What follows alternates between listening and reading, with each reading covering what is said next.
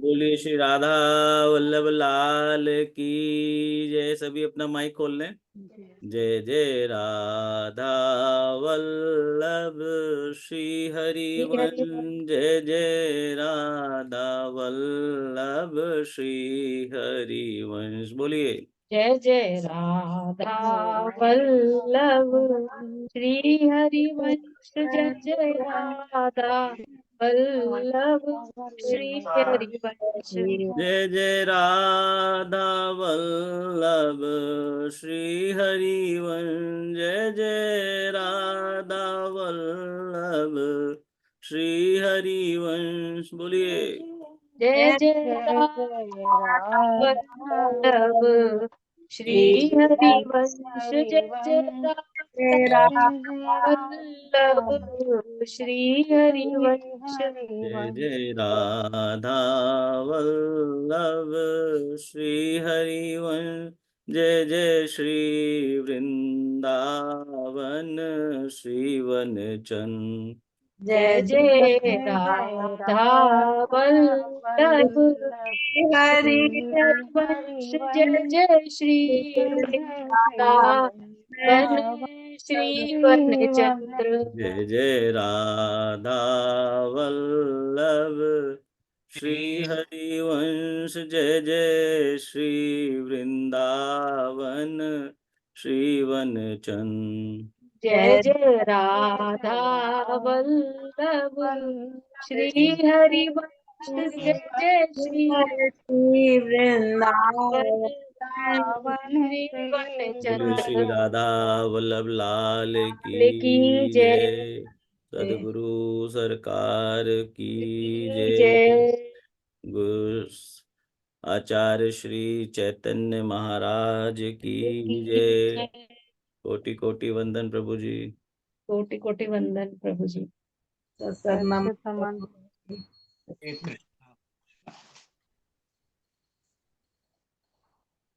ओम गुरुभ्यो नमः। गुरुर्ब्रह्मा गुरुर्विष्णु गुरुदेवो महेश्वरः। गुरुः साक्षात् परं ब्रह्म तस्मै श्री गुरवे नमः। तस्मै श्री गुरवे नमः।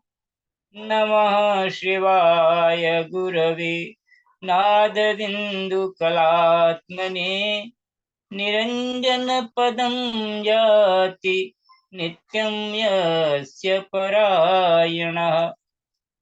वसुदेवसुतं देवं कंसचाणूरमर्दनं देवकी परमानन्दं कृष्णं वन्दे जगद्गुरुं। कृष्णं वन्दे जगद्गुरुं। लोकाभिरामं रणरङ्गधीरं राजीवनेत्रं रघुवंशनाथं कारुण्यरूपं करुणाकरन्तं श्रीरामचन्द्रं शरणं प्रपद्ये।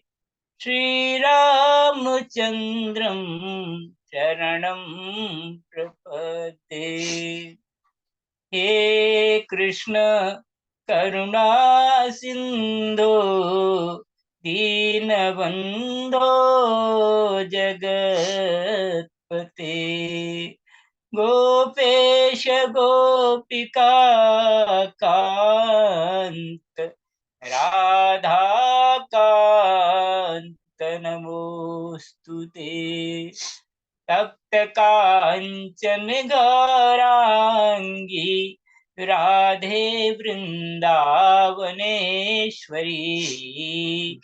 वृषभानुसुते देवी प्रणमामि हरिप्रिये। प्रणमामि हरिप्रिये। कृष्णाय वासुदेवाय हरये परमात्मने प्रणतक्लेशनाशाय गोविन्दाय नमो नमः। गोविन्दाय नमो नमः। मनोजवं मारुततुल्यवेगं जितेन्द्रियं बुद्धिमतां वरिष्ठम् वातात्मजं वानरयूथमुख्यं श्रीरामदूतं शरणं प्रपद्ये। श्रीरामदूतं शरणं प्रपद्ये। भगवान श्री कृष्ण का ध्यान करेंगे। वरहापीडं नटवरवपुः कर्णयोः कर्णिकारम् बिभ्रदवासः कनककपिशं वैजयन्तीं च मालाम् रन्ध्रान् वेणोरधरसुधया पूरयन् गोपवृन्दै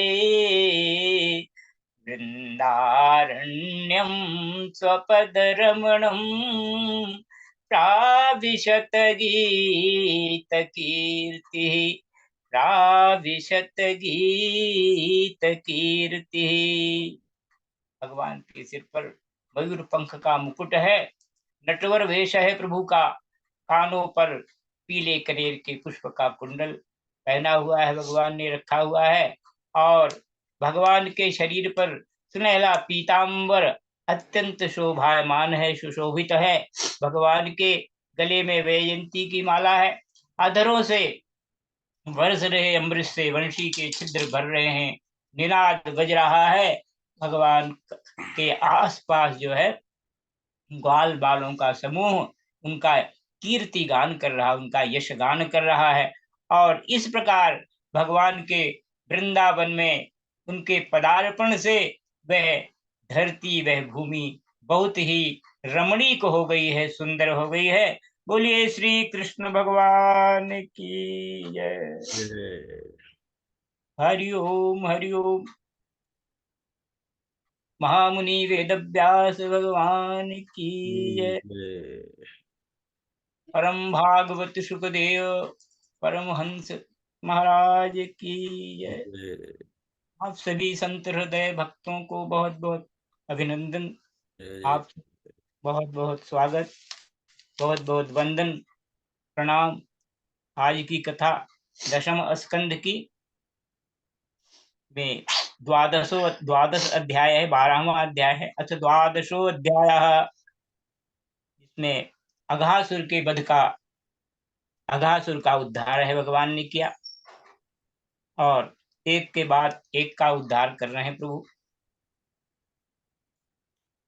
इतनी छोटी सी अल्पायु में भगवत लीला का बड़ा सुंदर जो है, हमको बड़ी सुंदर कथा श्रवण करने को मिल रही जी, बहुत ही आनंददायक।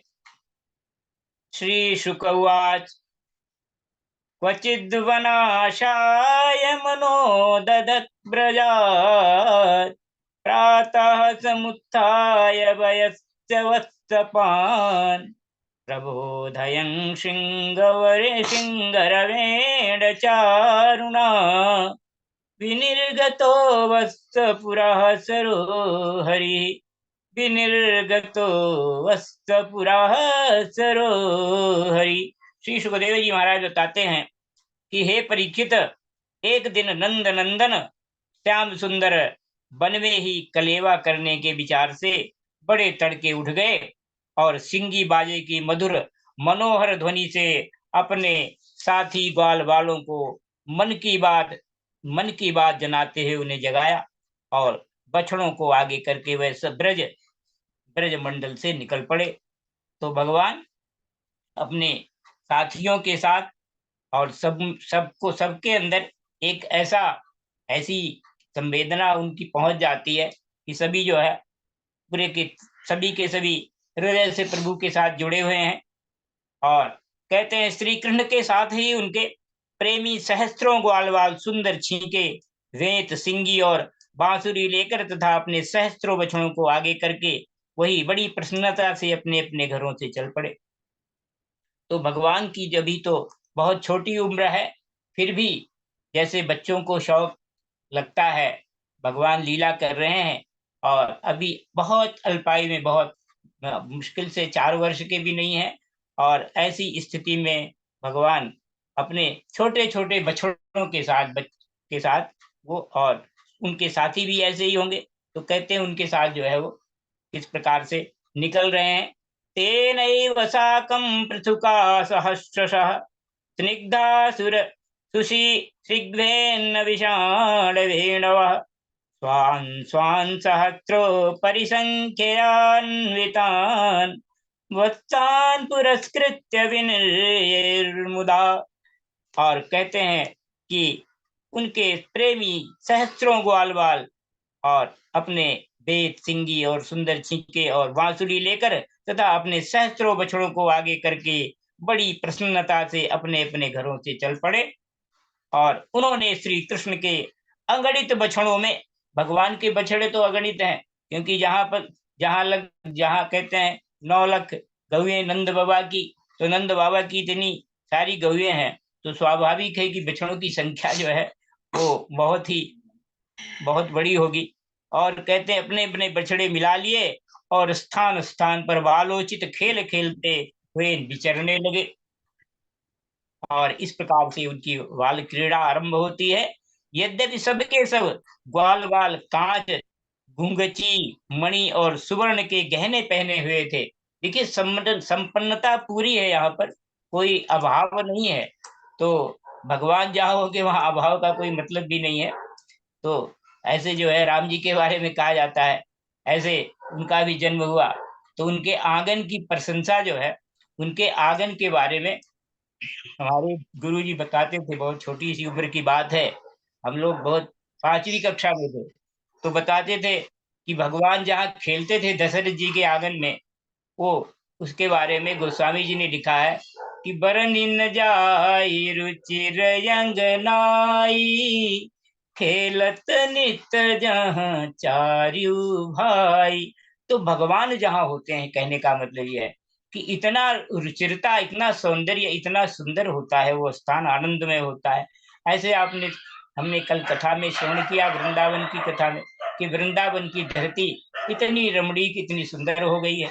तो भगवान जहाँ पर है वहां पर कोई किसी प्रकार का अभाव तो है नहीं, क्योंकि भगवान तो वैसे परिपूर्ण है और कहते हैं आनंद के धाम है। तो फिर भी उन्होंने वृंदावन के लाल पीले हरे फलों से, नई नई कोपलों से, नई नई कोपले हैं, गुच्छों से कोपले, जो वृक्षों में नए नए पत्ते निकलते हैं, और कहते हैं गुच्छों से, रंग बिरंगे फूलों और मोर पंखों से तथा गेरू आदि रंगीन धातुओं से अपने को सजा लिया।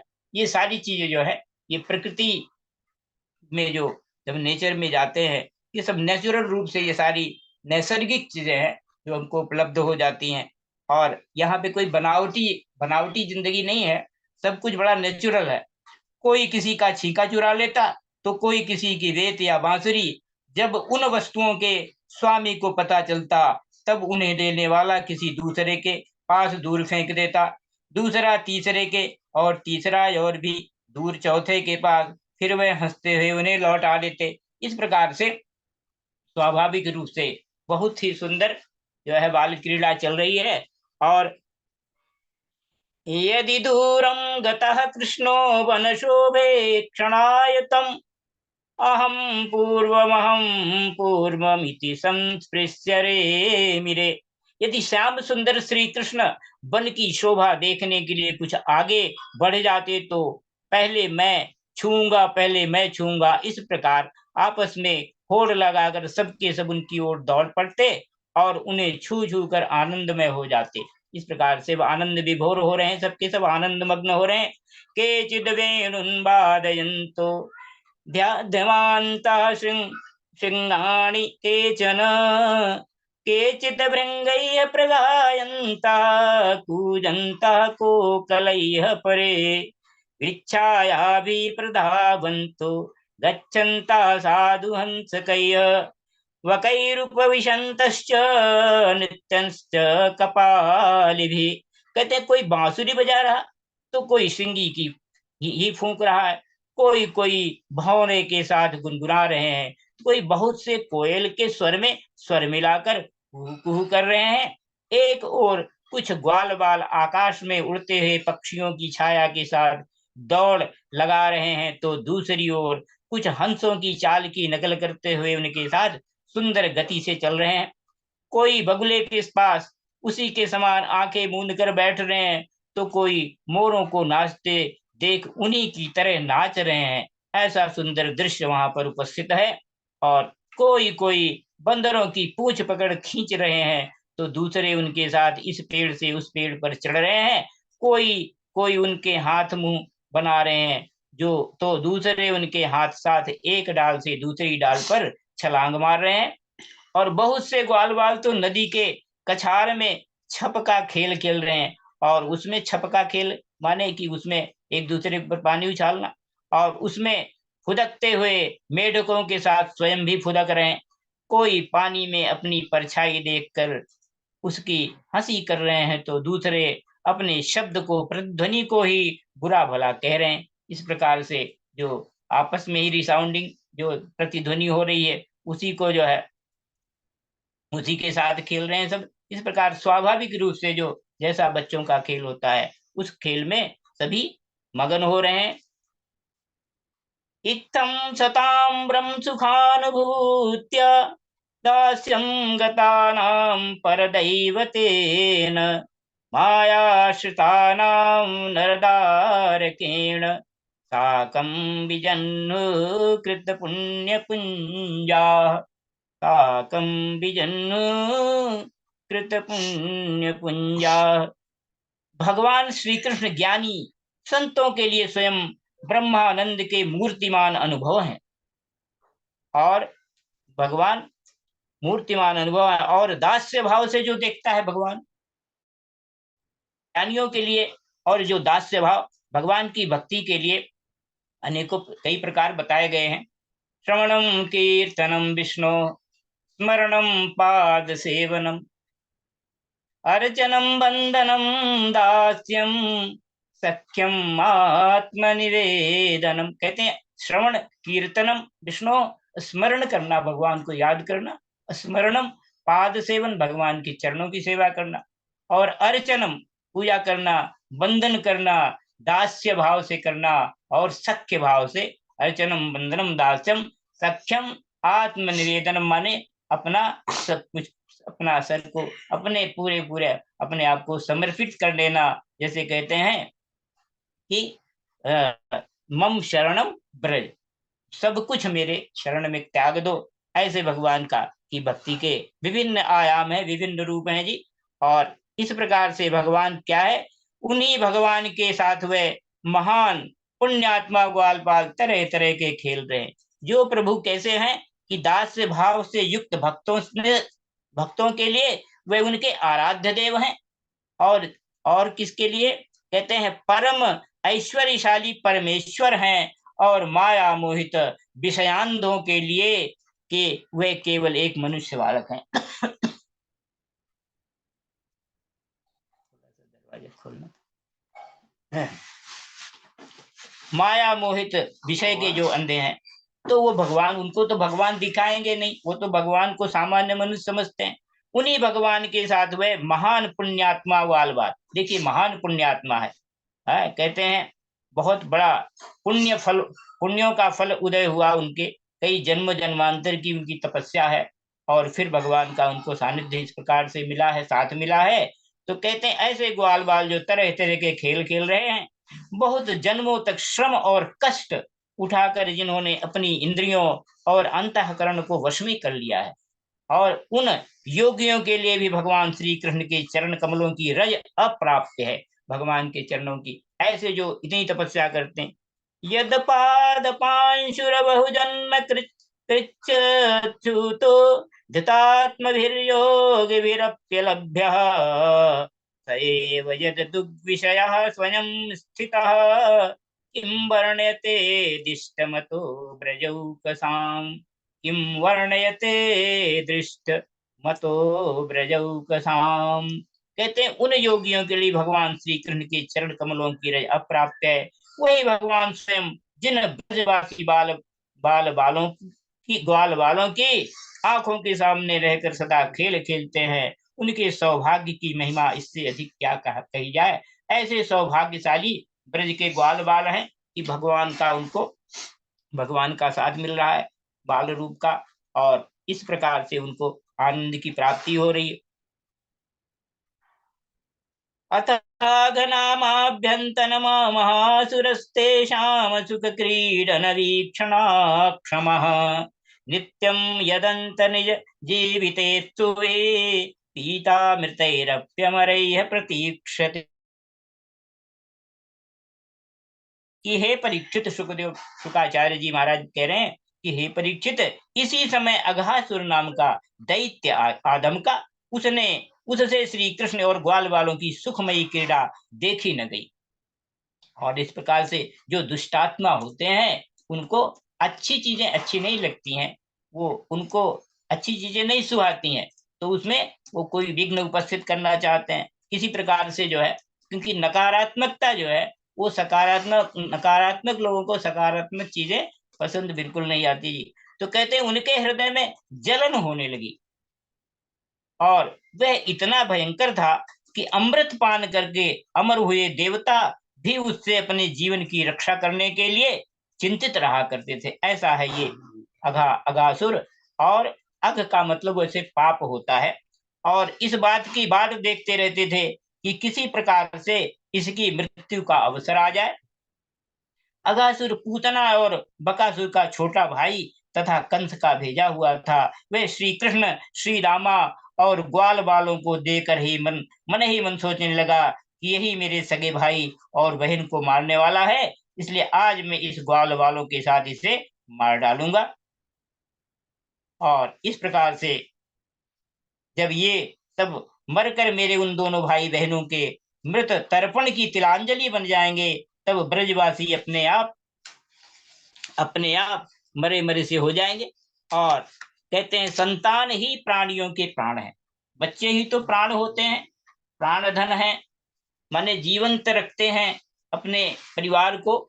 तो इस प्रकार से बच्चों का अभाव जो है वो जीवन के लिए बहुत मुश्किल हो जाता है। तो कहते हैं जब प्राण ही न रहेंगे तब शरीर कैसे रहेगा, क्योंकि प्राण ही तो शरीर को आधार देता है जी।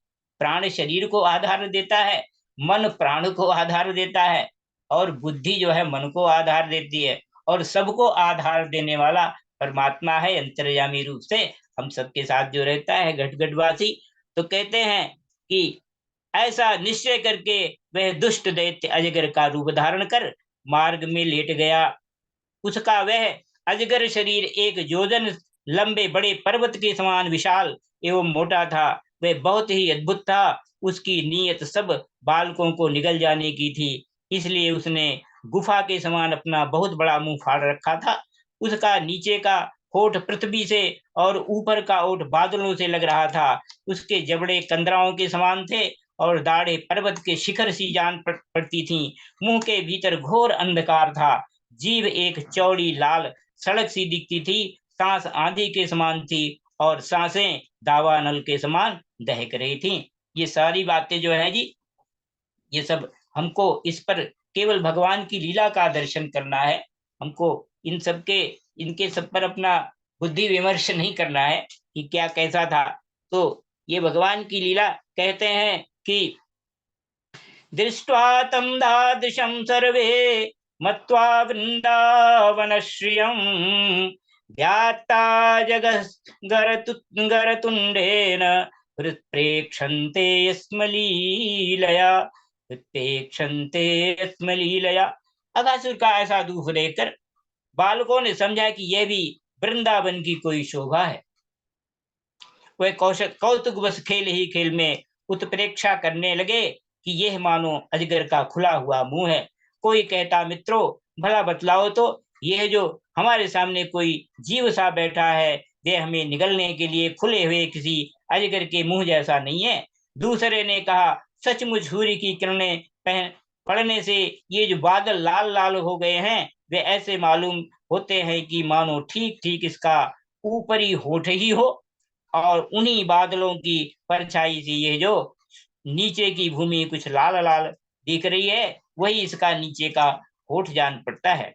और फिर जो है तीसरे जो ग्वाल वाले ने उसने कहा, हाँ सच तो है, देखो तो सही, क्या ये दाई और बाई ओर की गिरी कंदराएं गजगर के जबड़ों की होड़ नहीं करती हैं? और ये ऊंची ऊंची शिखर पंक्तियां तो साफ साफ, शिखर माने चट्टाने, कहते हैं ये साफ साफ इसकी दाढ़ें मालूम पड़ती हैं। चौथे ने कहा, अरे भाई ये लंबी चौड़ी सड़क तो ठीक अजगर की जीभ सरीखी मालूम पड़ती है, और इन गिरि श्रृंगों के बीच का अंधकार तो, गिरि कहते हैं पर्वत को, और कहते हैं उनकी जो श्रृंखला है उसके बीच का जो अंधेरा है, तो उसके मुंह के भीतरी भाग को भी मात करता है। किसी दूसरे ग्वालवाल ने कहा, देखो देखो, ऐसा जान पड़ता है कि कहाँ इधर जंगल में आग लगी है, इसी से यह गर्म और तीखी हवा, देखिए अजगर का जो विष है वो स्वाभाविक रूप से गर्म है, तो कहते हैं तीखी हवा आ रही, परंतु अजगर की सांस के साथ इसका क्या मेल बैठ, ये बच्चों की अपनी अपनी जो उनके अनुमान है, उसके अनुसार वो अपनी अपनी बातें कह रहे हैं।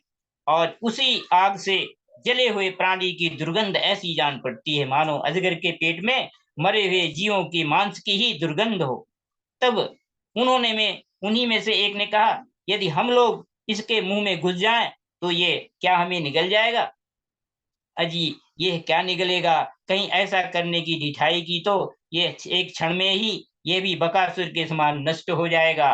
देखिए बच्चों में भी एक आत्मविश्वास है कि हम तो, हमारी रक्षा तो करने वाले है ही हैं हमारे साथ, हमारा यह कन्हैया इनको छोड़ेगा थोड़े ही। इस प्रकार कहते हुए वे ग्वाल बाल बकासुर को मारने वाले कथरी कृष्ण का सुंदर मुख देखते और ताली पीट पीट कर हंसते हुए अगासुर के मुंह में घुस गए। बोलिए श्री कृष्ण भगवान की जय। श्री कृष्ण गो हरे, हे नाथ नारायण वासुदेव। कृष्ण गोविंद हरे मुरारे, हे नाथ नारायण वासुदेव। श्री श्री कृष्ण गोविंद हरे मुरारे, हे नाथ नारायण वासुदेव। कृष्ण गोविंद हरे मुरारे, हे नाथ नारायण वासुदेव। बोलिए श्री कृष्ण भगवान की जय। तो बाल कृष्ण भगवान के संबंध में कुछ सुनाना चाहे बहन तो, वृंदावन की जय। जय। कुछ सुनना चाहेंगे आप? हाँ जी जी सुनाइए।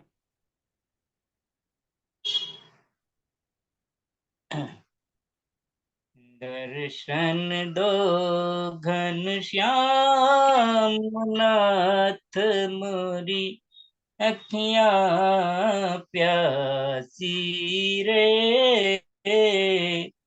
दर्शन दो घन श्याम नाथ मोरी अखियां प्यासी रे, दर्शन दो घनश्याम। नरसिंह भगत का लिखा हुआ है ये। मन मंदिर में ज्योति जगा दो, मन मंदिर में ज्योति जगा दो, घट घट बासी रे, दर्शन दो घन श्याम, नाथ मोरी अखियां प्यासी रे। द्वार दया का जब तू खोले, द्वार दया का जब तू खोले, पंचम स्वर में गूंगा बोले, अंधा देखे लंगड़ा चल कर, अंधा देखे लंगड़ा चल कर, पहुँचे काशी रे, दर्शन दो घन श्याम, नाथ मोरी अखियां प्यासी रे, मन मंदिर में ज्योति जगा दे, घट घट वासी रे। मंदिर मंदिर मंदिर मंदिर मूर्ति दे तेरी, मंदिर मंदिर मूर्ति तेरी, फिर भी न देखी सूरत तेरी, जुग बीते नहीं आई मिलन की, पूर्ण मासी रे, जुग बीते नहीं आई मिलन की, पूर्ण मासी रे, दर्शन दो घन श्याम, नाथ मोरी अखियां प्यासी रे, पानी पी कर प्यास बुझाऊं, हो पानी पी कर प्यास बुझाऊं, नैनन को कैसे समझाऊं, पानी पी कर प्यास बुझाऊं, नैनन को कैसे समझाऊं, अब तो दरस दिखा दे प्यारे, अब तो दरस दिखा दे मोहन, घट घट बासी रे, अब तो दरस दिखा दे मोहन, घट बासी रे, आँख मिचोली छोड़ दे अब तो, आँख मिचोली छोड़ दे अब तो, अंतर्यामी रे, दर्शन दो घन श्याम, नाथ मोरी अखियां प्यासी रे, दर्शन दो। हरिओम। बहुत सुंदर जी, बहुत सुंदर। बहुत सुंदर प्रभु जी, बहुत ही अच्छा, बहुत आनंद आया कि इत्थं मिथोऽत ध्यमतङ्ग्यभासिते भासितं श्रुत्वा विचिन्तेत्तममृषामृषायते रक्षो विदित्वाखिलभूतहृदिस्था स्वानां निरोधुं भगवान् मनोदधे स्वानां निरोधुं भगवान् मनोदधे। उन अनजान बच्चों की आपस में की हुई भ्रमपूर्ण बातें सुनकर भगवान श्री कृष्ण ने सोचा कि अरे, इन्हें तो सच्चा सर्प भी झूठा प्रतीत होता है। देखिए भगवान का कैसा खेल है ये। तो कहते हैं सुखदेव जी महाराज बताते हैं कि परीक्षित जी, ये भगवान श्री कृष्ण जान गए कि ये राक्षस है, भला उनसे क्या छिपा रहता है। प्रभु से तो कुछ छिपा नहीं है जी, वो तो अंतर्यामी भी है, हर प्राणी में उसके अंदर भी बैठे होंगे। तो कहते हैं कि वे तो समस्त प्राणियों के हृदय में ही निवास करते हैं। अब उन्होंने यह निश्चय किया कि अपने सखा ग्वाल वालों को उनके मुंह में जाने से बचा लें। और फिर भगवान इस प्रकार सोच ही रहे थे कि सब के सब ग्वाल बाल बछड़ों के साथ उस असुर के पेट में चले गए। और तावत प्रविष्टा स्वसुरो दरांतम परम च गीर्णा शिशवः सवत्साः प्रतीक्षमाणेन बकारिवेशनम् हतस् हतस्वकांत स्मरणेन रक्षसा। कहते हैं कि परंतु परंतु अघासुर ने उन्हें अभी उन्हें निगला नहीं। इसका कारण ये था कि अघासुर अपने भाई बकासुर और बहन पूतना के वध को याद करके इस बात की बाट देख रहा था कि ये प्रतीक्षा कर रहा था कि उनको मारने वाले श्री कृष्ण मुंह में आ जाए। देखिए प्रतीक्षा कैसे कर रहा, और तब सबको एक साथ ही निकल जाओ। कहते हैं भगवान जो है, भगवान श्री कृष्ण सबको अभय देने वाले हैं। प्रभु तो सबको, कहते हैं भगवान तो कैसे हैं जी, अभय देने वाले हैं। तो तान वीक्ष्य कृष्णा सकला भय प्रदो हन्यनाथान स्वकरादवच्युतान दीनाश मृत्योर्जठराग्निघासान् घृणार्दितो दृष्टकृतेन विस्मितः घृणार्दितो दृष्टकृतेन विस्मितः। कहते हैं भगवान श्री कृष्ण सबको अभय देने वाले हैं। जब उन्होंने देखा कि ये बेचारे ग्वाल बाल जिनका एकमात्र रक्षक मैं ही हूँ मेरे हाथ से निकल गए, और जैसे कोई इनका इनका तिनका उड़कर उड़कर आग में गिर पड़े, वैसे ही अपने आप मृत्यु रूप अघासुर की जठराग्नि के ग्रास बन गए।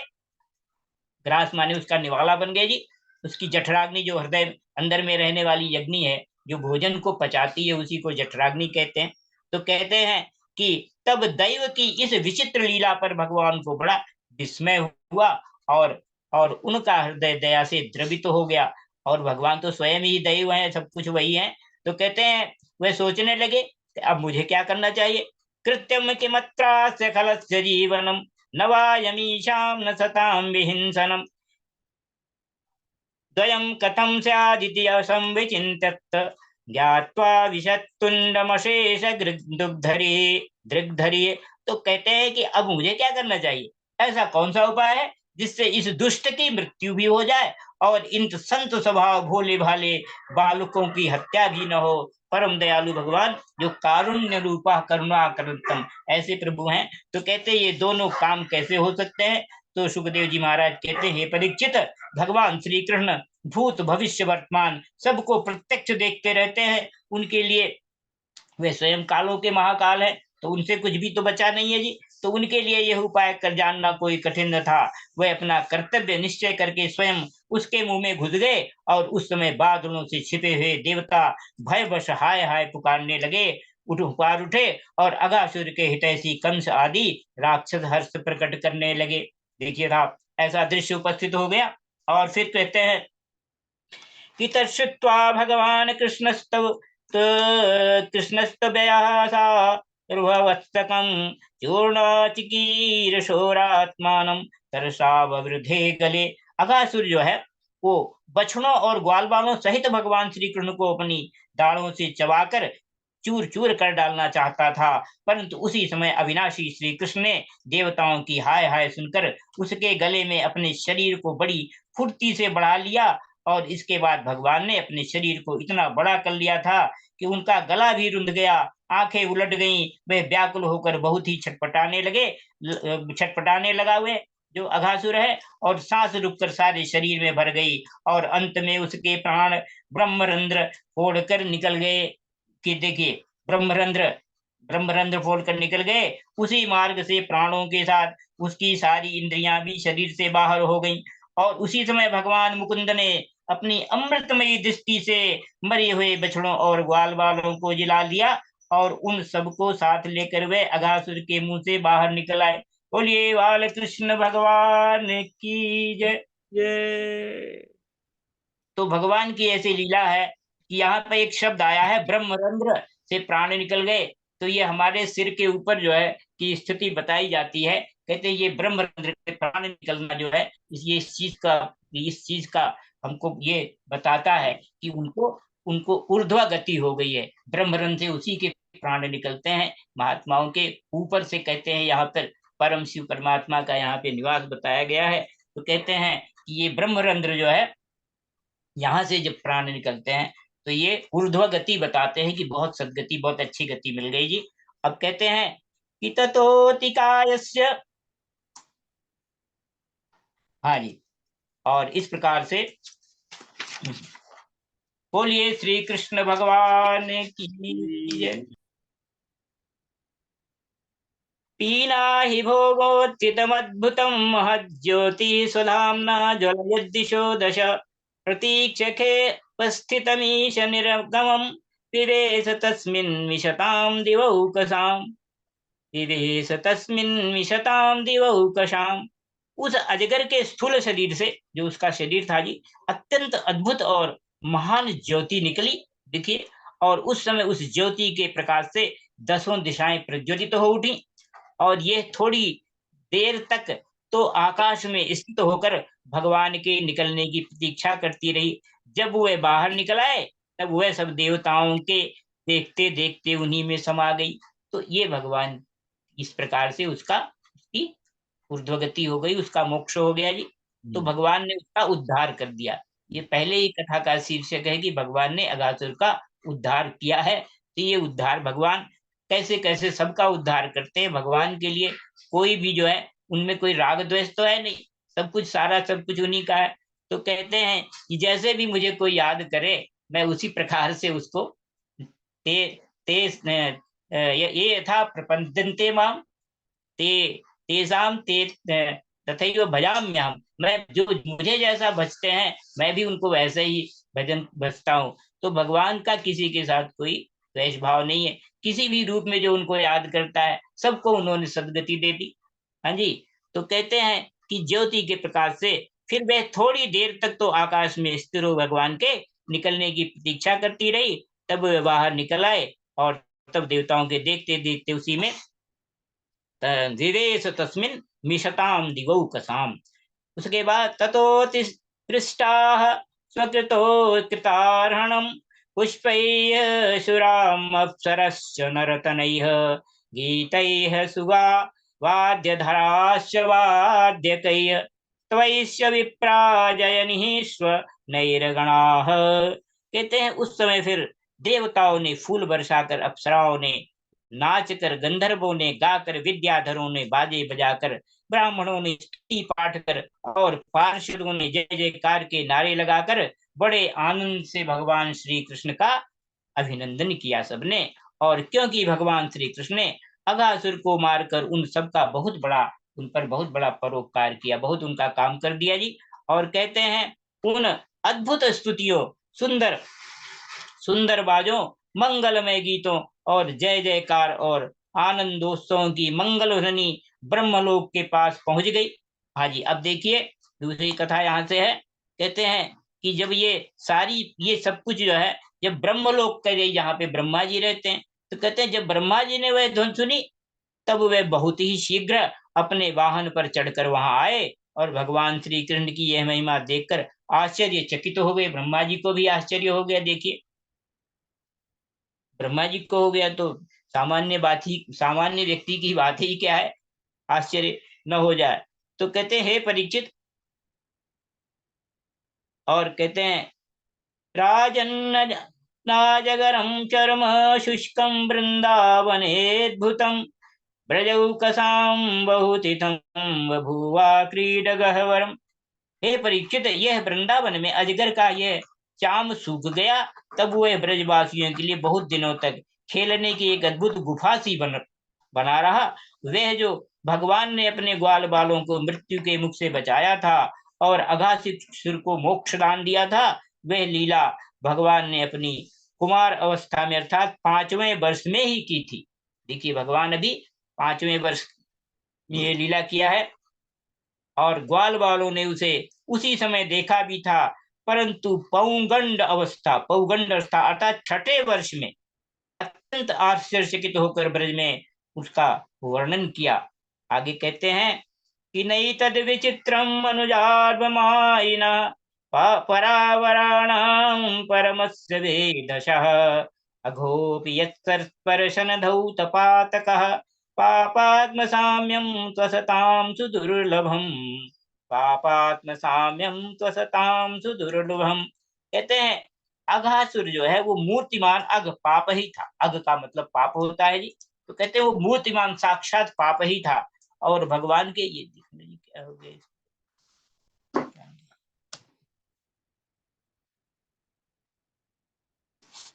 और भगवान के स्पर्श मात्र से, देखिए भगवान का जब स्पर्श किसी को मिल गया तो फिर उसका तो उद्धार होना ही होना है जी। कहते हैं उसके सारे पाप धुल गए और उसे सारूप्य मुक्ति की प्राप्ति हुई और जो पापियों को कभी मिल नहीं सकती है।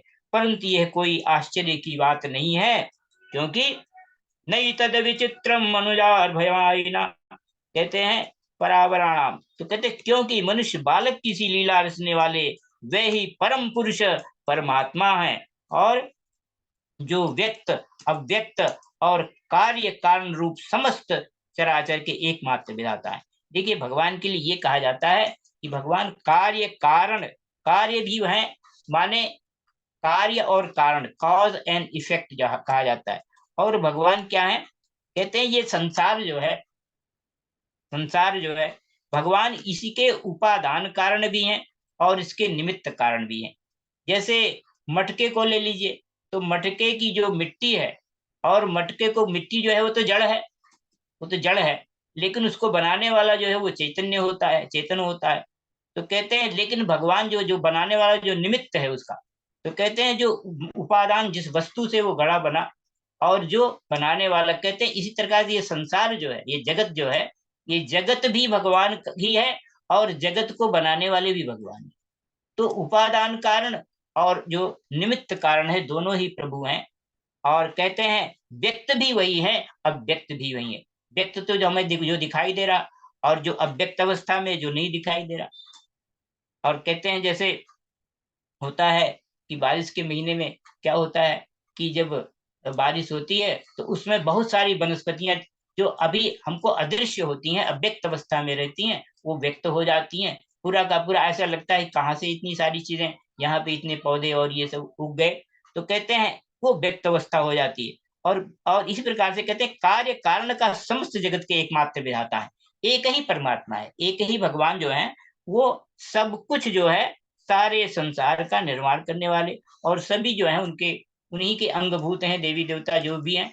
तो कहते हैं और हम सभी उन्हीं के हैं, उन्हीं की शक्तियां हैं। तो कहते हैं एकमात्र विधाता है। ये बहुत प्रापात्म साम्यम स्वसताम सुदुर्लभम।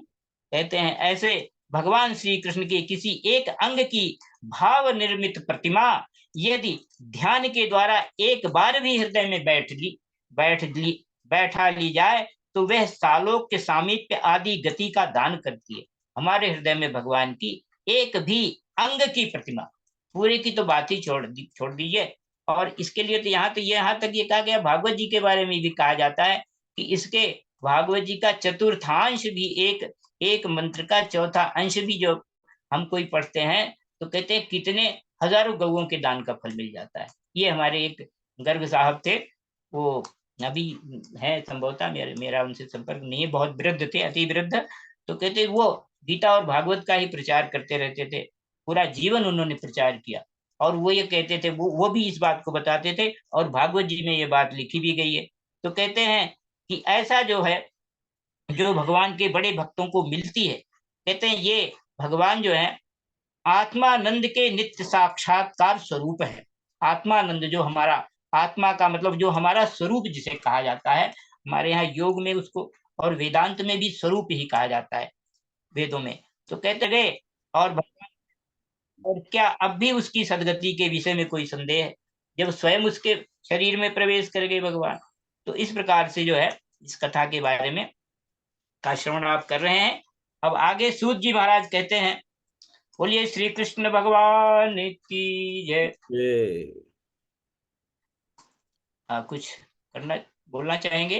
नहीं भगवान, जरा सा रह गया बस। हाँ जी। सूत उवाच, सूत जी महाराज कहते हैं, इत्थं दुजायादव देवदत्तः श्रुत्वा स्वरातुश्चरितं विचित्रं पप्रच्छ भूयोऽपि तदेव पुण्यं वैयासकिं निगृहीत चेताः। कहते हैं उन्हीं की, सूत जी महाराज कहते हैं कि शौनक आदि ऋषियों, देखिए ये कथा कई जगह चल रही है जी। कहते हैं सूत जी महाराज तो शौनक आदि ऋषियों को सुना रहे हैं, और इधर जो है शुकाचार्य जी परीक्षित महाराज को सुना रहे हैं। तो कहते हैं शौनक आदि ऋषियों, यदुवंश शिरोमणि भगवान श्री कृष्ण ने ही राजा परीक्षित को जीवन दान दिया था, भगवान ने। और उन्होंने जब अपने रक्षक एवं जीवन सर्वस्व का यह विचित्र चरित्र सुना, देखिए जब जब परीक्षित महाराज ने सुना तो क्या, तब उन्होंने फिर श्री सुखदेव जी को महाराज से के संबंध, सुखदेव जी महाराज फिर उस पवित्र लीला के, भगवान की पवित्र लीला के संबंध में प्रश्न क्या कर रहे हैं। कहते हैं इसका कारण ये था कि भगवान की अमृतमयी लीला ने परीक्षित के चित्त को अपने वश में कर रखा था। ऐसे हैं परीक्षित महाराज, जो भगवान की इस कथा से उनको तृप्ति नहीं मिल रही है।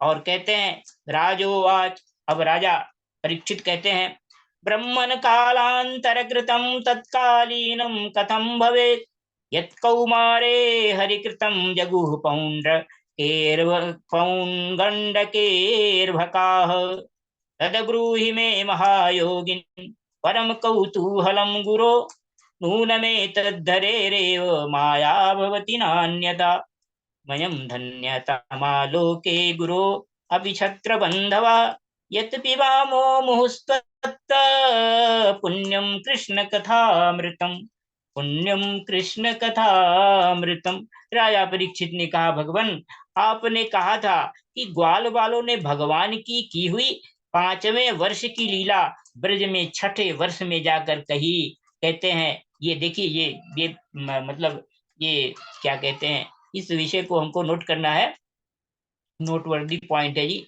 कहते 5वें वर्ष की लीला ब्रज में 6ठे वर्ष में जाकर क्यों कही, ये कथा आगे आएगी। और कहते हैं अब इस विषय में आप कृपा करके बतलाइए, एक समय की लीला दूसरे समय में वर्तमान कालीन कैसे हो सकती है। और कहते हैं कि महायोगी गुरुदेव, परीक्षित महाराज उनको कहते हैं महायोगी, शुकाचार्य जी को कहते हैं महायोगी गुरुदेव, मुझे इस आश्चर्यपूर्ण रहस्य को जानने के लिए बड़ा कौतूहल हो रहा है, बड़ी जिज्ञासा उनके मन में उठ रही है। मुझे इस आश्चर्यपूर्ण रहस्य मुझे आप कृपा करके ये बतलाइए। अवश्य ही इसमें भगवान श्री कृष्ण की विचित्र घटनाओं को घटित करने वाली माया का कुछ न कुछ काम होगा, क्योंकि और किसी प्रकार ऐसा नहीं हो सकता है। और कहते हैं हे गुरुदेव, यद्यपि क्षत्रियोचित धर्म ब्राह्मण सेवा से विमुख होने के कारण मैं अपराधी नाम मात्र का क्षत्रिय हूँ, तथापि हमारा अहोभाग्य कि हम आपके मुखारविंद से निरंतर झरते हुए परम पवित्र मधुमय श्री कृष्ण लीला अमृत का बार बार पान कर रहे हैं, ऐसे अपने आप को धन्य महसूस कर रहे हैं सुखदेव परीक्षित जी महाराज। और फिर सूत जी महाराज कहते हैं, सूत उवाच इत्थम् अस्म प्रशासतु बादरायणी तस्मारितानन्तः ताखिलेन्द्रियः धृताखिलेन्द्रियः पृच्छात् पुनर्लब्धबहिर्दृशिः शनैः प्रत्याहतं भागवतोत्तमोत्तम प्रत्याहतं भागवतोत्तमोत्तम। सूत जी महाराज कहते हैं कि भगवान के पास, भगवान के परम प्रेमी भक्तों में श्रेष्ठ शौनक जी, सूत जी उनको कहते हैं शौनक जी परम प्रेमी भक्त हैं आप। जब राजा परीक्षित ने इस प्रकार प्रश्न किया तब श्री सुखदेव जी को भगवान की यह लीला स्मरण हो आई और उनकी समस्त इंद्रियां तथा अंतःकरण विवश होकर भगवान की नित्य लीला में खिंच गए। ऐसे सुखदेव जी महाराज शुकाचार्य जी को उनके अंतःकरण देखिए कैसे विवश हो गया, भगवान की नित्य लीला में खिंच गए। और कुछ समय के बाद धीरे धीरे श्रम और कष्ट से उन्हें बाह्य ज्ञान हुआ। तब वह परीक्षित से भगवान की लीला का वर्णन करने लगे। इति श्रीमद्भागवते पुराणे महापुराणे पारमहंस्यायां संहितायां दशमस्कन्धे पूर्वार्धे 12वाध्यायः। बोले श्री कृष्ण भगवान की जय। हरे कृष्ण कृष्ण कृष्ण हरे हरे, हरे राम राम राम हरे हरे। बोलिए बोलिए। हरे कृष्ण कृष्ण कृष्ण हरे हरे, हरे राम राम राम हरे हरे। हरे कृष्ण कृष्ण कृष्ण हरे हरे, हरे राम राम राम हरे हरे। हरे कृष्ण कृष्ण कृष्ण हरे हरे राम राम राम हरे ओ श्री कृष्ण बाल कृष्ण भगवान की जय। जय। जय जय श्री राधे। राधे आचार्य श्री चैतन्य महाराज की जय। जय सब संतन की जय, सब भक्तन तन की की जय। जय जय श्री श्री राधे श्याम। कोटि कोटि वंदन प्रभु जी।